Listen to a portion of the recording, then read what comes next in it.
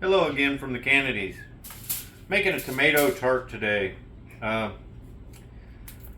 did my own crust here, which is made of 3 cups all-purpose flour, 3 tablespoons of sugar, 2 teaspoons of salt, 9 tablespoons of melted butter, and 5 tablespoons of cold water. Has to be cold. Don't just put regular room temperature water in there. It's got to be cold water. You put it all in your pan that you're going to bake it with. That amount is for, I believe this is a 13 by 9 baking dish. And you pour it all in there and you use a fork and you just keep mixing and mixing and mixing. And you'll get a clump on the fork, you pull it off and you mix it up, break it up. And then you poke holes all throughout the crust. This is my crust. And I'm going to put it in the oven on 400 for about 20 minutes with this garlic at the same time, because I've got a garlic mincer, but they're a pain in the butt. All the garlic doesn't come out. They're hard to clean. I don't like garlic mincers, and I seen a video of this. I stand by this 1000% of just taking the garlic, cloving it out like so, put some butter in a piece of foil, a little salt and pepper, and stick it in the oven for 20 minutes at 400.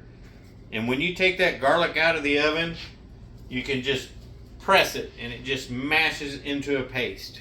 And it's really tasty. Do you like the garlic like that, son? Mm-hmm. Yep. Mm-hmm, yeah.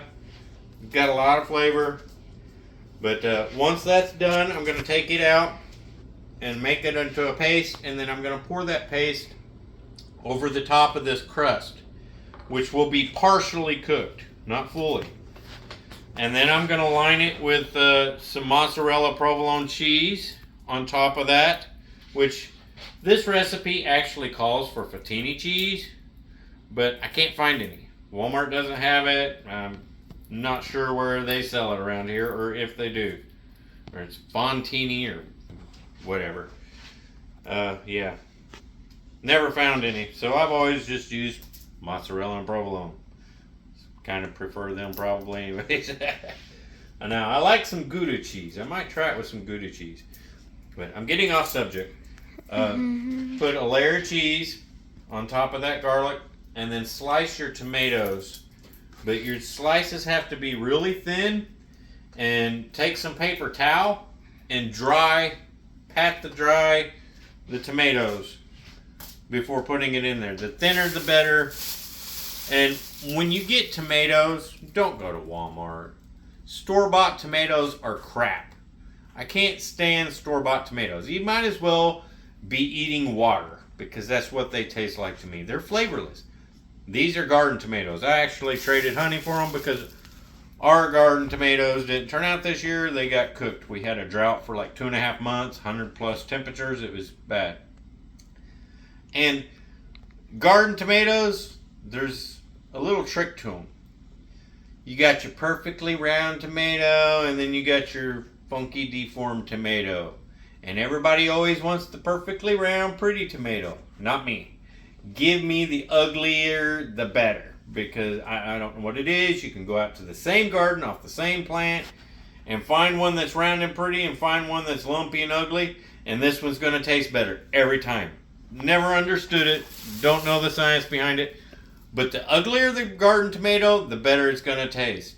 Then slice it, pat it dry, put a layer, and then another layer of cheese. Bake it at 4 to 450 for another 20-30 minutes at least, until you get that golden brown crust to the cheese. It's really good. It's kind of like, almost like a homemade scratch pizza without the meats and everything. I enjoy it. I'm sure my family's going to enjoy it. But I'm going to finish cloving out this garlic, peeling the skin off, and then putting it in here so I can get it in the oven, because it's hot and I want to get that oven off. I hope you try this, and I hope you enjoy it. Have a good day.